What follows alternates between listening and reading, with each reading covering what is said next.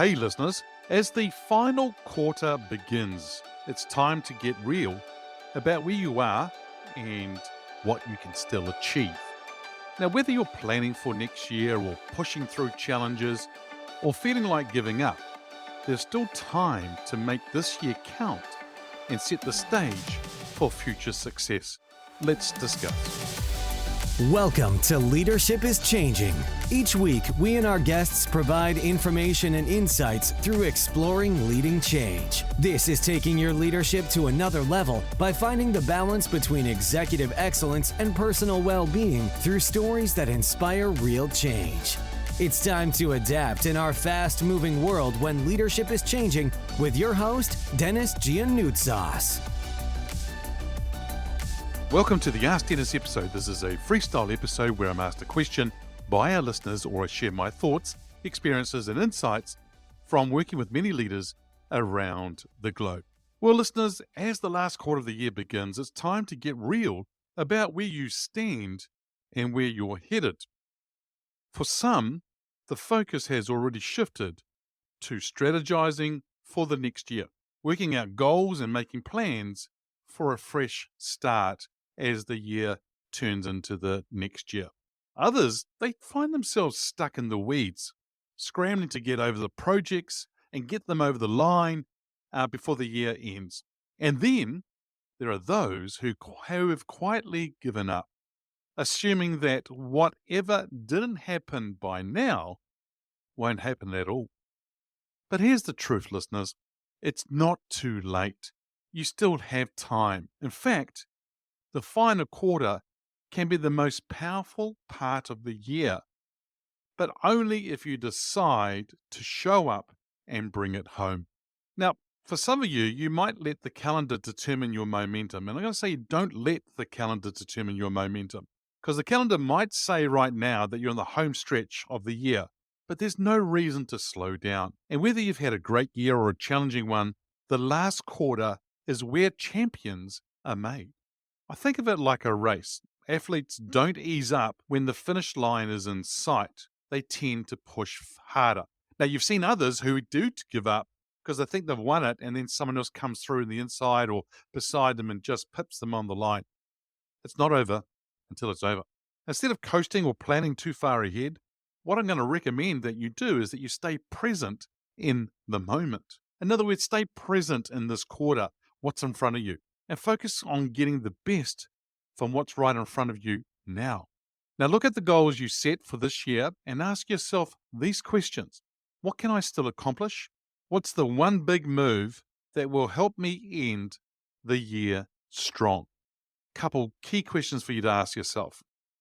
Now, if you're stuck, well, this is what I'm going to say to you is shift the focus, because being stuck in the weeds can feel overwhelming.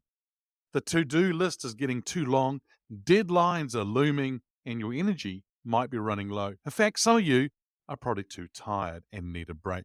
So if you're finding it hard to see a way out, it's time to really probably simplify things.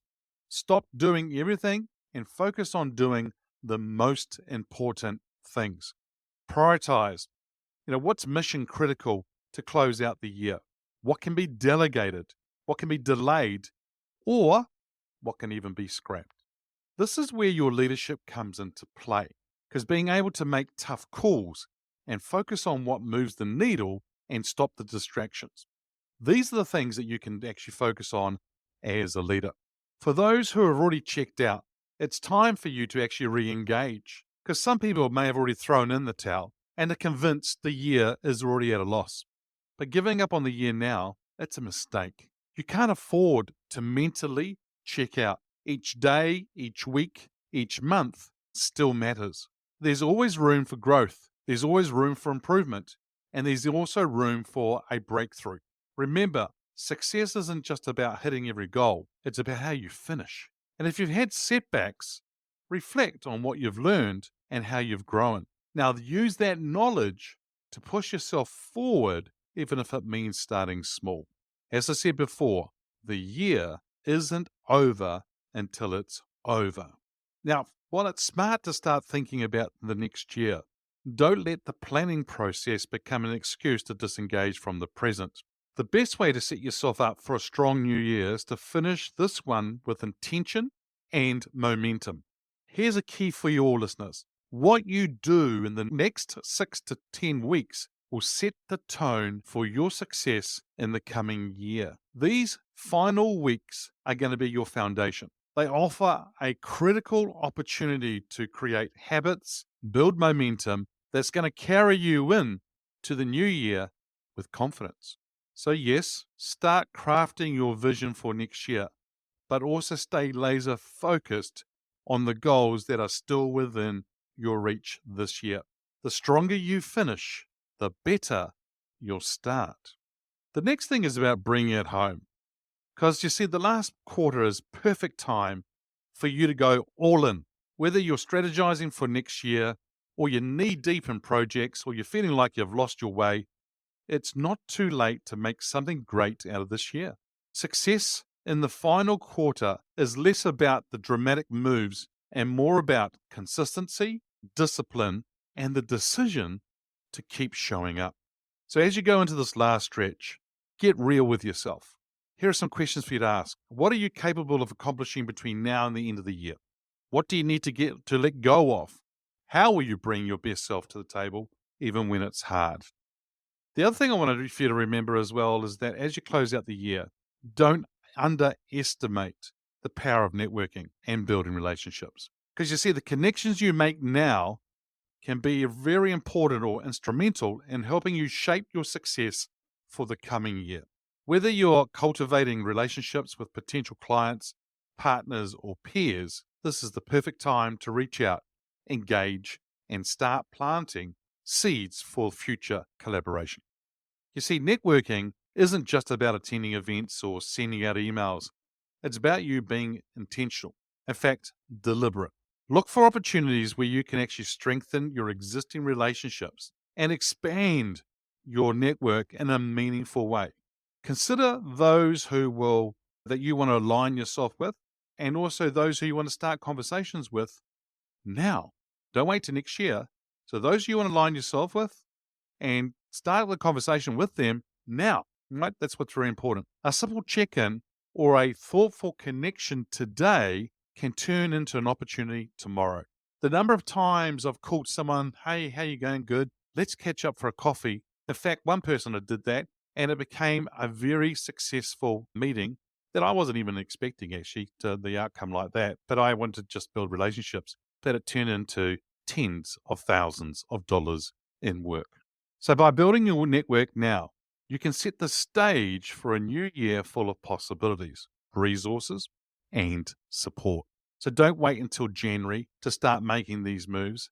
Act now, and you'll be positioning yourself for greater opportunities in months ahead. Listeners, in bringing this episode to an end, I'm going to encourage you to finish strong. This quarter is your chance to write the story of how the year ends. Don't leave it unfinished. It's time for you to bring it home. It's time for you to bring it home strong. So your call to action this week is to download the 10 proven ways to lead and thrive in today's world. This is where I share some of the themes that are coming up from the interviews that I interview around the world of these leaders, right? And so there's 10 main themes in the document and 42 strategic insights for you to actually look at and understand what it means for you. Hey, listeners, that's it for this episode. It's always a pleasure being with you. Thanks for joining me on the Leadership is Changing podcast. Until next time, bye for now. Thank you for listening to this episode of Leadership is Changing with your host, Denis Giannoutsas. Each week, we and our guests provide information and insights through exploring leading change, inspiring executives and leaders to adapt and lead a bigger game in a fast-moving world.